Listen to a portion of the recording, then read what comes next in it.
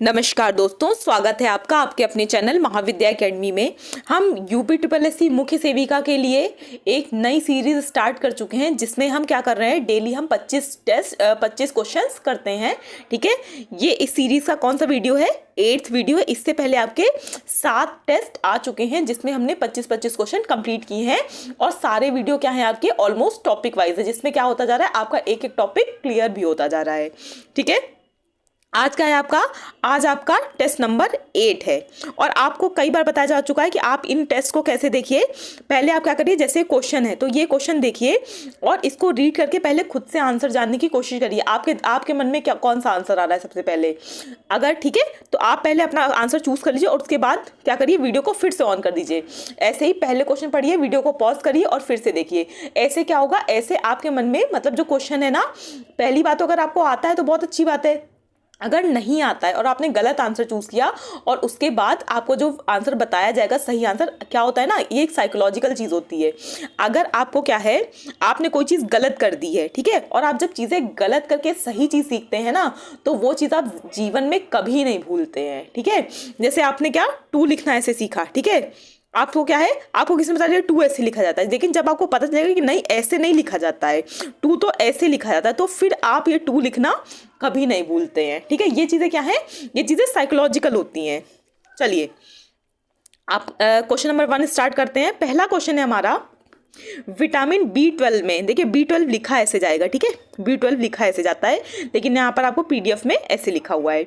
Vitamin B12 में कौन सी धातु आयन विद्यमान होता है। आपसे पूछ रहा है विटामिन जो आपकी B12 होती है, इसमें कौन सा धातु आयन होता है। लोहा, जस्ता, कोबाल्ट या निकेल। ये निकेल होगा। ठीक है, क्या होगा, निकेल होगा, निकेल। ठीक है, कौन सा होता है, विटामिन B12 में कौन सी धातु आयन विद्यमान होता है, इसमें होता है आपका कोबाल्ट। आंसर नंबर C होगा आपका। आगे देखिए विटामिन जो B12 है ना, एक चीज और याद रखिएगा इसके बारे में, जो विटामिन B12 है इसका जो रासायनिक, आपको सारे विटामिन के रासायनिक नाम याद रखना जरूरी है, क्योंकि ये आपसे पूछे जाते हैं। ठीक है, तो आपका जो विटामिन B12 है इसका रासायनिक नाम होता है साइनोकोबालामिन। क्या होता है, इसका रासायनिक नाम होता है साइनोकोबालामिन। ठीक है, ये होता है आपका इसका रासायनिक नाम। ये चीजें याद रखिएगा और ये भी याद रखिएगा क्या, कि जो विटामिन B है, ठीक है, सारी विटामिन, ठीक है, B में जितने भी समूह आ जाते हैं, सभी विटामिन जो B हैं आपकी, ये सारी क्या होती हैं, ये जल में घुलनशील होती हैं, वसा में घुलनशील नहीं होती है। ये चीज आप याद रखिएगा। आगे देखिए, आगे है, निम्नलिखित में से क्या विटामिन B12 का समृद्ध स्रोत नहीं है। अभी आपसे क्या पूछा था कि किस में पाया जाता है, ठीक है, मतलब कौन सी में क्या होता है, कोबाल्ट होता है। और अब क्या पूछ रहा है, क्या विटामिन B12 का समृद्ध स्रोत नहीं है। क्या पूछ रहा है, नहीं है पूछ रहा है, यानी कि कोई 3 है, एक नहीं है। जो एक नहीं है आपको वो बताना है। देखिए जो विटामिन डी है, देखिए सूर्य के प्रकाश से आपके दिमाग में सबसे पहले जो विटामिन आती है वो कौन सी होती है, विटामिन डी होती है। ठीक है, ये जो बाकी 3 चीजें हैं ना, मांस, मछली, अंडा, इन तीनों में विटामिन B12 पाया जाता है, लेकिन जो सूर्य का प्रकाश है इसमें विटामिन B12 नहीं पाया जाता, बल्कि इसमें क्या पाया जाता है, इसमें विटामिन डी पाया जाता है। तो आपसे क्या पूछ रहा था, नहीं है पूछ रहा था। ठीक है, सूर्य के प्रकाश में नहीं होता है, तो आपका ऑप्शन हो जाएगा ए। नेक्स्ट देखिए, नेक्स्ट है, निम्नलिखित में से किसकी कमी के कारण पेलाग्रा रोग होता है। विटामिन B5 की कमी से, विटामिन B2 की कमी से, राइबोफ्लेविन की कमी से या नियासिन की कमी से। ठीक है, तो जो आपका पेलाग्रा रोग होता है ये किसकी कमी से होता है, ये होता है आपका ऑप्शन नंबर डी, नियासिन की कमी से। किसकी कमी से, कौन सा रोग होता है, पेलाग्रा रोग होता है किसकी कमी से, नियासिन की कमी से। ठीक है, लेकिन नियासिन लेकिन है क्या, नियासिन क्या है, नियासिन विटामिन B3 का रासायनिक नाम होता है। इसीलिए आपको क्या चाहिए, आपको इसीलिए रासायनिक सारे नाम विटामिन के याद होने चाहिए, क्योंकि मान लीजिए आपसे नियासिन दे दिया, ठीक है, अगर यहाँ पर आपसे विटामिन B3 पूछा होता तब तो आपको पता होता कि ये भाई विटामिन है, लेकिन जब आपको पता ही नहीं है कि नियासिन है क्या, जब आपको यही नहीं पता है कि विटामिन B3 का रासायनिक नाम नियासिन है, तब तक आप आंसर नहीं निकाल पाएंगे। ठीक है, क्या करिए, इसीलिए सारे जो आपके विटामिन हैं इनके रासायनिक नाम याद कर लीजिए। अगर आप लोग कहेंगे तो आपके कम्युनिटी पोस्ट पे ये जो चार्ट है विटामिन के रासायनिक नाम का ये डाल दिया जाएगा, या अलग से एक छोटी सी शॉर्ट वीडियो बना दी जाएगी उसके ऊपर। ठीक है, तो क्या है जो ये नियासिन है, ये विटामिन B3 का रासायनिक नाम होता है। ये जल में घुलनशील विटामिन है। ठीक है, आपको कई बार बताया जा चुका है क्या कि विटामिन जो B और C होते हैं ये क्या होते हैं, ये जल में घुलनशील होते हैं। बाकी जो आपके विटामिन A, D, E के होते हैं ये वसा में घुलनशील विटामिन होते हैं। देखिए, शरीर में इसकी कमी से पेलाग्रा नामक रोग हो जाता है। किसकी कमी से? विटामिन B3 की कमी से। तथा मानसिक विकास एवं पाचन क्रिया में खराबी हो जाती है। इसके स्रोत क्या है? देखिए, अंकुरित गेहूं हो गया, आलू हो गया, अनाज की बाहरी परत, बादाम, टमाटर, पत्तेदार सब्जियां आदि इस विटामिन के प्रमुख स्रोत हैं। क्या है? इस विटामिन यानी कि विटामिन B3 के प्रमुख स्रोत हैं ये सारे। नेक्स्ट क्वेश्चन देखिए। नेक्स्ट है आपका, सामान्य जुकाम के लिए किस विटामिन का उपयोग किया जाता है? विटामिन D का, विटामिन A का, विटामिन C का या विटामिन B का? किसका प्रयोग किया जाता है सामान्य जुकाम के लिए? तो सामान्य जुकाम के लिए आपका प्रयोग किया जाता है किसका? विटामिन C का। ठीक है, देखिए कोरोना के टाइम पे क्या हुआ था? कोरोना के टाइम पे यही तो लक्षण थे ना कि भाई छींक आ रही थी, जुकाम हो रहा था। तो आपको पता होगा कि कोरोना के टाइम पे विटामिन C की जो टैबलेट्स है वो मार्केट में मिलना मुश्किल हो गई थी, कि जैसे ही आती थी शॉप पे तुरंत क्या हो जाती थी, बिक जाती थी। ठीक है, तो क्या था कोरोना के टाइम पे? क्या था? ये सर्दी, जुकाम, छींक आना, यही सब तो हो रहा था ना, खांसी आना, गले में दर्द होना। तो आपको पता होगा सामान्य जुकाम के लिए क्या होता है, जो विटामिन C है इसका उपयोग किया जाता है। ठीक है, देखिए जो आपके आसपास चीज़ें घटित होती रहती है ना, होती रहती है, अगर आप उन्हीं को अच्छे से ऑब्जर्व कर ले तो आधी चीज़ें तो आप ऐसे ही समझ जाएंगे। ठीक है, ये क्या था, ये अगर किसी ने भी मतलब ऑब्जर्व किया होता कि जब कोरोना हुआ तो क्या हो रहा था, जुकाम हो रहा था सबको, तो उसमें से किसकी जरूरत पड़ रही थी? इनमें से विटामिन C की जरूरत पड़ रही थी। तो वो इसका आंसर ऐसे ही बता देता। और आप में से कई सारे लोग होंगे भी जिन्होंने आंसर को ऐसे ही पहले से गेस कर लिया होगा। ठीक है, आंसर क्या हो जाएगा? आंसर हो जाएगा आपका C, विटामिन C। नेक्स्ट देखिए, नेक्स्ट है, निम्नलिखित में से कौन सा आयरन का सबसे प्रचुर स्रोत है? हरी सब्जियां, फलियां, अंडे या दूध? कौन सा आपसे क्या पूछ रहा है? आयरन का सबसे प्रचुर स्रोत है। सॉरी आयरन नहीं होगा, आयरन होगा। आयरन यानी कि लौह तत्व का। ठीक है, सबसे प्रचुर स्रोत है कौन सा? हरी सब्जियां, फलियां, अंडे या दूध? तो देखिए जो हरी सब्जियां है ना, ये आयरन का सबसे अच्छा स्रोत है। आपको पता होगा कि जब हमारे शरीर में आयरन या लौह तत्व की कमी हो जाती है तो डॉक्टर क्या कहता है कि भाई ज्यादा से ज्यादा पालक खाओ, है ना, क्योंकि जो पालक है ये हरी पत्तेदार सब्जी है। पालक है, बथुआ है, इन सब चीजों में क्या है, जो आयरन है वो बहुत ज्यादा मात्रा में होता है। तो किस में होगा आंसर? क्या होगा आंसर? होगा आपका A, हरी सब्जियां। आगे देखिए, आगे है विटामिन K प्राकृतिक रूप से किसमें पाए जाने वाले जीवाणु द्वारा निर्मित होता है? अग्नाशय में पाए जाने वाले जीवाणु द्वारा, गुर्दे में पाए जाने वाले, हृदय में या आंत में? तो देखिए जो विटामिन K है, कौन सा vitamin? Vitamin K। Vitamin K जो होता है ये आंत में यानी कि इंटेस्टाइन में पाए जाने वाले जीवाणुओं द्वारा निर्मित होता है। ठीक है, किसके द्वारा? इंटेस्टाइन में यानी कि आंत में जो जीवाणु पाए जाते हैं प्राकृतिक रूप से उनके द्वारा निर्मित होता है। क्या? Vitamin K। आगे देखिए, आगे है राइबोफ्लेविन क्या है? एंटीबायोटिक है, रंजक पदार्थ है, विटामिन है या पौधा है? राइबोफ्लेविन क्या है? तो आप सभी को पता होगा क्या कि जो विटामिन B2 होता है, कौन सा vitamin? Vitamin B2। Vitamin B2 का ही रासायनिक नाम क्या होता है? राइबोफ्लेविन होता है। देखिए इसीलिए आपसे कई बार कल से कहा जा रहा है, ठीक है, कल वाले वीडियो में भी, आज के वीडियो में भी, क्या कि जो आपके रासायनिक नाम है सारे विटामिन के, ये याद करना बहुत ज्यादा जरूरी है, क्योंकि आपको जो विटामिन है उसका रासायनिक नाम दे दिया जाएगा और उसी नाम से क्वेश्चन पूछ लिया जाएगा। अगर आपको पता ही नहीं है कि राइबोफ्लेविन क्या है, विटामिन B2 का रासायनिक नाम है, तब तक आप इसका आंसर कैसे निकाल लेंगे? अगर देखिए आपसे यहाँ दे दिया होता कि B2 क्या है तो आप आसानी से बता देते क्या है, विटामिन है, लेकिन यहाँ क्या लिखा है? राइबोफ्लेविन कहाँ है? तो तभी इसीलिए जरूरी है कि आप रासायनिक नाम याद करें सारी विटामिन के।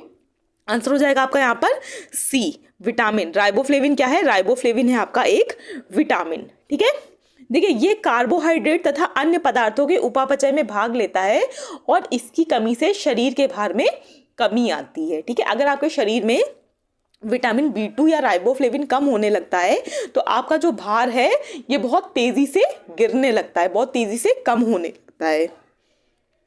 नेक्स्ट देखिए, नेक्स्ट है दालें निम्नलिखित में से किसकी प्रचुर स्रोत हैं। ये तो छोटे से बच्चे को ही पता होगा, ठीक है, हमें छोटे से बताया जाता है क्या कि दाल खाओ प्रोटीन मिलेगा, दाल खाओ प्रोटीन मिलेगा, ठीक है।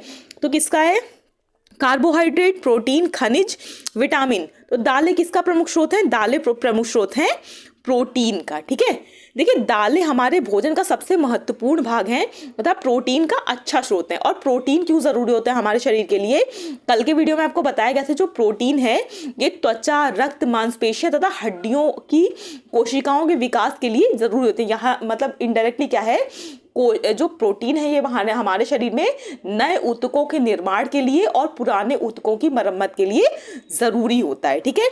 दाल की प्रमुख विशेषता है कि पकने के बाद भी इसमें जो पौष्टिक तत्व हैं ये सुरक्षित रहते हैं। देखिए ज्यादातर खाद्य पदार्थों में क्या होता है कि जब वो कच्ची अवस्था में होते हैं तब तक तो उसमें क्या होता है, सारे पोषक पदार्थ होते हैं, लेकिन जब उनको पका दिया जाता है तो आधी से ज्यादा ऐसी चीजें होती हैं जिनके पोषक पदार्थ क्या हो जाते हैं, नष्ट हो जाते हैं। लेकिन दाल एक ऐसी चीज है कि चाहे वो कच्ची हो चाहे उसको पका दिया जाए, उसके जो पोषक तत्व हैं वो सुरक्षित रहते हैं, ठीक है। और दालें किसका सबसे अच्छा स्रोत है, प्रोटीन का। आगे देखिए, आगे है घातक एनीमिया किस विटामिन की कमी के कारण होने वाली बीमारी है। विटामिन सी की कमी से होती है एनीमिया, विटामिन डी की कमी से होती है, विटामिन B1 की कमी से होती है, या विटामिन 12 की कमी से होती है। तो देखिए जो अगर आप में से किसी को एनीमिया हुई हो कभी, यानी कि खून की कमी हो ना किसी को, ठीक है, लेकिन क्या है अगर हुई होगी तो आपको पता होगा कि जो डॉक्टर है किसका सिरप लिखता है, विटामिन B12 का सिरप लिखता है, या विटामिन B12 की गोलियां खाने को, कैल्शियम मतलब टैबलेट्स खाने को बोलता है, ठीक है। तो जो घातक बीमारी एनीमिया है, एनीमिया क्या होती है, खून की कमी होना शरीर में, ठीक है। क्या है, एनीमिया जो होता है किसकी कमी से होता है, एनीमिया होता है विटामिन B12 की कमी से, ठीक है। देखिए इसके कारण क्या होता है, एनीमिया के कारण, इसके कारण शरीर में जो परिसंचारी लाल रक्त कोशिकाएं हैं, यानी कि जो आपकी क्या होती हैं, RBC होती हैं, रेड ब्लड सेल्स होती हैं, इनकी संख्या क्या होती है, लगातार कम होने लगती है। जिससे क्या होता है, शरीर में थकान, ऊर्जा की कमी, अनियमित मतलब जो आपकी हार्ट बीट होती है ये अनियमित हो जाती है, छाती में दर्द होने लगता है, सिर में लगातार दर्द हो रहता है। ये सारे क्या है, ये एनीमिया के प्रमुख लक्षण है।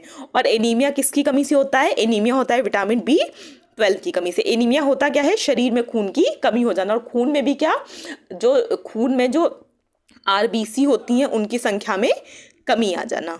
आगे देखिए, आगे है विटामिन D3 का रासायनिक नाम क्या है, ठीक है। यहाँ पर देखिए आपसे सीधे क्वेश्चन ही पूछ लिया कि D3 का रासायनिक नाम क्या है, ऐसे लिखा जाएगा D3 क्या है, आर्गो कैल्सीफेरॉल, फाइटोनेडियन, कॉले कैल्सीफेरॉल, या साइनोकोबालामिन।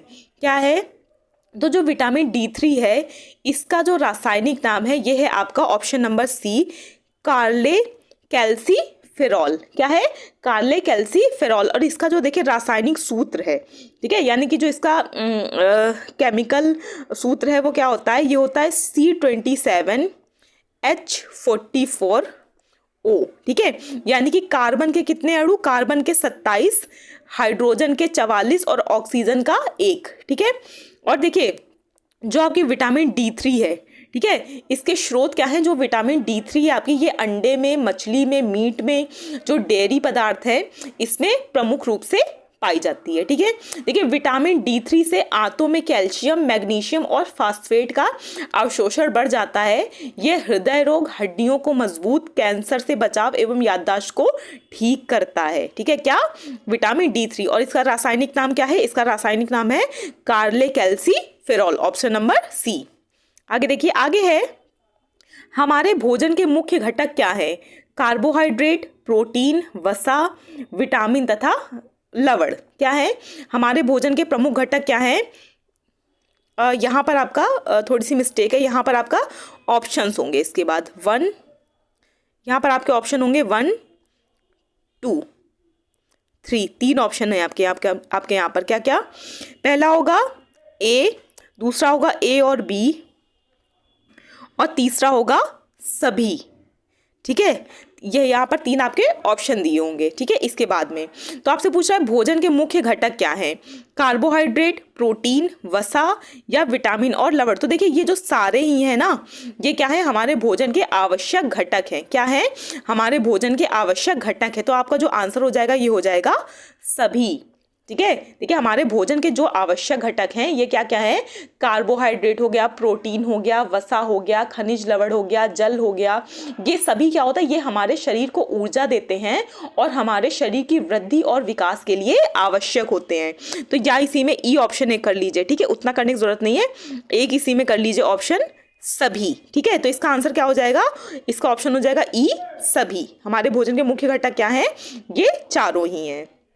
आगे देखिए, आगे है कार्बोहाइड्रेट के तत्व कौन कौन से हैं, यानी कि कार्बोहाइड्रेट में क्या क्या होता है। कार्बोहाइड्रेट के तत्व कौन कौन से हैं, कार्बन, हाइड्रोजन व ऑक्सीजन, कार्बन, अमीनो अम्ल व नाइट्रोजन, सी है आपका हाइड्रोजन, नाइट्रोजन या फास्फोरस, डी है आपका फास्फोरस, कार्बन या थाइमिन, ठीक है। अगर आपने आज ही सुबह वाली क्लास देखी है तो आज ही सुबह आपको कार्बोहाइड्रेट बहुत अच्छे से पढ़ाया गया है और कार्बोहाइड्रेट के जो तत्व है यानी कि किन 3 चीज़ों से मिलकर बना होता है आपको ये भी बताया गया था, ठीक है। देखिए अगर आपको थ्योरी पार्ट में दिक्कत है ना, तो जो मॉर्निंग में आपकी 11 बजे क्लासेस आती हैं उनको आप देख लीजिए, उनमें आपको हर चीज़ हर टॉपिक बहुत डिटेल में जाके पढ़ाया गया है, ठीक है। देखिए जो आपका कार्बोहाइड्रेट है ना, ये कार्बन, हाइड्रोजन और ऑक्सीजन इन तीनों तत्वों से मिलकर बना होता है, यानी कि जो कार्बोहाइड्रेट है ये कार्बन, हाइड्रोजन व ऑक्सीजन के यौगिक होते हैं, ठीक है। कार्बोहाइड्रेट मुख्यतः पौधों द्वारा उत्पन्न किए जाते हैं तथा प्राकृतिक कार्बनिक यौगिकों का वृहद समूह बनाते हैं। और ऑप्शन क्या हो जाएगा इसमें, ऑप्शन हो जाएगा आपका ऑप्शन नंबर ए, ठीक है, ये आपका सही होगा। यानी कि जो कार्बोहाइड्रेट होते हैं ये कार्बन, हाइड्रोजन और ऑक्सीजन से मिलकर बने होते हैं। आगे देखिए, आगे है मानव शरीर में ऊर्जा का प्रमुख स्रोत क्या है, विटामिन, कार्बोहाइड्रेट, प्रोटीन या वसा। जो आपकी पूछ रहा है आपसे, मानव शरीर है इसमें ऊर्जा का प्रमुख स्रोत क्या है, ठीक है। ऊर्जा सबसे ज्यादा किससे मिलती है, विटामिन से, कार्बोहाइड्रेट से, प्रोटीन से या वसा से। देखिए जो ऊर्जा है, ठीक है, ऊर्जा हमको सबसे ज्यादा मिलती है कार्बोहाइड्रेट से। किससे मिलती है, कार्बोहाइड्रेट से। कार्बोहाइड्रेट देखिए एक ऐसा यौगिक होता है जो कि पचने के बाद ग्लूकोज में परिवर्तित हो जाता है और ग्लूकोज ऑक्सीजन के द्वारा ऑक्सीकृत होकर हमारे शरीर को ऊर्जा प्रदान करता है, ठीक है। कार्बोहाइड्रेट जो है ये ऊर्जा का सबसे अच्छा यानी कि सबसे सर्वप्रमुख स्रोत है। इससे ऊर्जा मिलती कैसे है, देखिए जो कार्बोहाइड्रेट है, ठीक है, ये कार्बनिक यौगिक होता है जो पचने के बाद जो कार्बोहाइड्रेट है ये किस में बदल जाता है, ये बदल जाता है ग्लूकोज में, और ग्लूकोज ऑक्सीजन के द्वारा क्या कर दिया जाता है, हमारे शरीर में ऑक्सीजन होती है ना, मतलब हम ऑक्सीजन ग्रहण करते हैं तो ऑक्सीजन के द्वारा ऑक्सीकृत हो जाता है, ऑक्सीकृत होकर जो कार्बोहाइड्रेट है ये हमारे शरीर को ऊर्जा प्रदान करता है। आंसर क्या हो जाएगा, आंसर हो जाएगा इसका बी। आगे देखिए, आगे है निम्नलिखित में से कौन सा एक समूह कार्बोहाइड्रेट का अच्छा स्रोत है। क्या पूछ रहा है आपसे, इन चारों में से कोई एक समूह है जो जिससे क्या मिलता है, भरपूर मात्रा में कार्बोहाइड्रेट मिलता है। कौन सा समूह है, चावल, आलू, गन्ना, बी है आपका दाल, पालक, अंडे की जर्दी, सी है आपका पनीर, मछली, सोयाबीन या डी है चुकंदर, मक्खन या मूंगफली। किससे मिलता है, तो जो आपका चावल, आलू और गन्ना है, ठीक है, इनसे हमें भरपूर मात्रा में, यानी कि ये वाला जो समूह है चावल, आलू और गन्ने वाला, ये क्या है, ये आपका कार्बोहाइड्रेट का सबसे अच्छा स्रोत माना जाएगा ये वाला समूह, ठीक है, क्योंकि इसी में क्या है, भरपूर मात्रा में इन्हीं चीज़ों से क्या मिलती है, कार्बोहाइड्रेट मिलती है, ठीक है। देखिए इसी प्रकार जो आपका गेहूं, मक्का, बाजरा, शक्कर, गुड़, शहद, मेवे, दूध, रसीले फल, केला, अरबी एवं मांस आदि भी, ये सब भी क्या है, कार्बोहाइड्रेट के अच्छे स्रोत हैं। देखिए एक चीज़ और है, आपको कहीं जो UPSSC के कई सारे एग्जाम्स हैं उसमें ये पूछा जा चुका है क्या, कि जो कार्बोहाइड्रेट है इसका अन्य नाम क्या है। तो एक चीज़ और याद रखिएगा, आ गई याद में तो देख लीजिए, कार्बोहाइड्रेट का एक अन्य नाम होता है सैकेराइड, ठीक है, कार्बोहाइड्रेट का एक अन्य नाम होता है सैकेराइड। ये आपसे पूछा जा सकता है कि निम्न में सैकेराइड क्या है, कार्बोहाइड्रेट है, वसा है, खनिज लवण है, ठीक है, प्रोटीन्स है। तो याद रखिएगा जो कार्बोहाइड्रेट है इसी को सैकेराइड भी कहते हैं। आगे देखिए, आगे है कार्बोहाइड्रेट के विषय में कौन सा कथन सही नहीं है? फिर से क्या पूछ रहा है? सही नहीं है। क्वेश्चन को अटेम्प्ट करते टाइम ये बहुत अच्छे से देखिए कि उसमें पूछ क्या रहा है पूछ रहा है या नहीं पूछ रहा है। ठीक है, इसमें क्या पूछ रहा है आपसे? इसमें नहीं पूछ रहा है, यानी कि कोई 3 कथन सही है, एक गलत है। जो आपका गलत है यानी कि सही नहीं है वही वाला आपको बताना है। कथन देखिए, पहला, यह शरीर में ऊर्जा का प्रमुख स्रोत है। दूसरा है, यह डीएनए तथा आरएनए का घटक होते हैं। तीसरा है, शरीर में वसा के रूप में, ये वसा नहीं होगा, वसा होगा, ठीक है, वह होगा, वसा के उपयोग के लिए यह आवश्यक नहीं है। डी है, यह मंड के रूप में ईंधन, संचित ईंधन का कार्य करता है। तो इसमें से कौन सा स्टेटमेंट सही है? तो देखिए, इसमें से जो आपका स्टेटमेंट नंबर, ठीक है, ए है, ए भी सही है। यह शरीर में ऊर्जा का प्रमुख स्रोत है, ये अभी आपने ऊपर ही 2 या 3 क्वेश्चन पहले ही पढ़ा है, ठीक है। उसके बाद क्या है, यह डीएनए तथा आरएनए का घटक भी होते हैं। जो आपके कार्बोहाइड्रेट्स हैं ये डीएनए और आरएनए के घटक भी होते हैं, ठीक है। फिर आपका क्या है, ये मंड के रूप में संचित ईंधन का कार्य करता है, ये भी ऑप्शन आपका सही है। लेकिन जो आपका ये है, शरीर में वसा के उपयोग के लिए ये आवश्यक नहीं है। भाई अभी तो हमने पढ़ा था ना कि इससे मिलती है, मतलब जो चीज़ें हैं उनसे क्या मिलती है? कार्बोहाइड्रेट मिलती है। तो ये ऑप्शन कैसे सही हो सकता है? क्या लिखा है? आवश्यक नहीं है। अगर यहाँ पर नहीं ना होता तो ये वाला स्टेटमेंट भी आपका सही होता है। यहाँ पर आपसे पूछ रहा है नहीं है, तो आपका यही वाला ऑप्शन नहीं है, यानी कि ऑप्शन हो जाएगा आपका सी। आगे देखिए, आगे है, कार्बोहाइड्रेट की कमी से शरीर में कौन सा विकार होता है? यानी कि कार्बोहाइड्रेट की कमी से शरीर में कौन सा रोग होता है? मोटापा, वजन कम होना, मधुमेह या उपयुक्त में से कोई नहीं। मधुमेह यानी कि डायबिटीज, ठीक है, शुगर। कार्बोहाइड्रेट की कमी से शरीर में कौन सा विकार होता है? देखिए, कार्बोहाइड्रेट की कमी से शरीर में क्या होने लगता है? वजन तेजी से कम होने लगता है। एक बार अगर आप मॉर्निंग वाली आज की क्लास देख लेंगे तो आपको जो कार्बोहाइड्रेट वाला टॉपिक है ये बहुत अच्छे से क्लियर हो जाएगा और इन क्वेश्चंस के आंसर आप बहुत आसानी से दे पाएंगे, ठीक है। तो देखिए, कार्बोहाइड्रेट की कमी से क्या होता है? कार्बोहाइड्रेट की कमी से जो शरीर का वजन है, यानी कि आपका जो वजन है ये बहुत तेजी से कम होने लगता है और शरीर में क्या, थकावट और कमजोरी और शारीरिक आने लगती है और आपका जो मतलब नेचुरल ग्रोथ है शरीर की, ये क्या होती है? ये अवरुद्ध हो जाती है, यानी कि जो ग्रोथ है शरीर की ये बहुत धीमी गति से होने लगती है या ऑलमोस्ट रुक जाती है। नेक्स्ट क्वेश्चन देखिए, नेक्स्ट क्वेश्चन है, शरीर में कार्बोहाइड्रेट की अधिकता से कौन सा विकार होता है? अब इसका लास्ट क्वेश्चन क्या था? कार्बोहाइड्रेट की कमी से कौन सा रोग होता है, ठीक है। यहाँ क्या पूछ रहा है? कार्बोहाइड्रेट की अधिकता से कौन सा रोग होता है। देखिए, इसका मतलब क्या है कि कोई भी चीज क्या होता है, एक बैलेंस होनी चाहिए, ना वो कम होनी चाहिए ना वो ज्यादा होनी चाहिए, ठीक है। यानी कि देखिए, उसकी कमी से भी रोग हो रहा है और उसकी अधिकता से भी रोग हो रहा है। तो मतलब क्या है कि शरीर को जितनी मात्रा में चाहिए उतनी ही मात्रा पर्याप्त है, ना उससे ज्यादा ना उससे कम। कम होगी तो भी नुकसान करेगी, ज्यादा होगी तो भी नुकसान करेगी। देखिए, शरीर में कार्बोहाइड्रेट की कमी से कौन सा विकार उत्पन्न होता है? मोटापा, कुपोषण, वजन में कमी या कमजोरी। तो देखिए, जो अधिकता हो जाती है जब शरीर में कार्बोहाइड्रेट की, तो इससे होता है मोटापा, यानी कि शरीर के मतलब शरीर के वजन में वृद्धि होने लगती है। ऑप्शन हो जाएगा ए। नेक्स्ट देखिए, नेक्स्ट है, चीनी अथवा शक्कर में पाए जाने वाले कार्बोज के अणु किससे बने होते हैं? चीनी और अथवा शक्कर मतलब एक ही चीज है, ठीक है। चीनी अथवा शक्कर यानी कि शुगर में पाए जाने वाले जो कार्बोज है इसके अणु किससे बने होते हैं? फाइबर तथा लैक्टोज से, ग्लूकोज तथा फ्रक्टोज से, सेल्यूलोज से या स्टार्च या तथा माल्टोज से। तो किससे बने होते हैं? तो आपको ये पता होगा शायद कि जो कार्बोज होता है ये बना होता है ग्लूकोज तथा फ्रक्टोज से, ठीक है। ये घर में इस्तेमाल की जाने वाली जो चीनी या शक्कर है इसमें पाया जाने वाला जो कार्बोज है इसके अणु केवल 2 मूल इकाइयों यानी कि ग्लूकोज और फ्रक्टोज से बने होते हैं। आंसर हो जाएगा आपका बी। आगे देखिए, आगे शरीर में किसकी उच्च स्तर में उपस्थिति से डायबिटीज या मधुमेह है, ठीक है, जिसको हम नाम भाषा में क्या कहते हैं कि शुगर हो गया है। डायबिटीज या मधुमेह होता है किसकी उच्च स्तर से, यानी कि शरीर में किस चीज की अधिकता हो जाने से? लैक्टोज की, फ्रक्टोज की, ग्लूकोज की या सुक्रोज की? किसकी अधिकता हो जाने से? तो देखिए, शरीर में ग्लूकोज की, ठीक है, किसकी? ग्लूकोज की, यानी कि ऑप्शन हो जाएगा आपका सी। शरीर में ग्लूकोज की उच्च स्तर में उपस्थिति के कारण जो आपका डायबिटीज या मधुमेह रोग है ये हो जाता है। ठीक है, देखिए डायबिटीज तब होता है जब किसी व्यक्ति में अग्न्याशय पर्याप्त इंसुलिन, इंसुलिन क्या है, एक हार्मोन है, उसका उत्पादन नहीं करता है, या जब शरीर प्रभावी रूप से उत्पादित इंसुलिन है उसका उपयोग करने में असफल हो जाता है।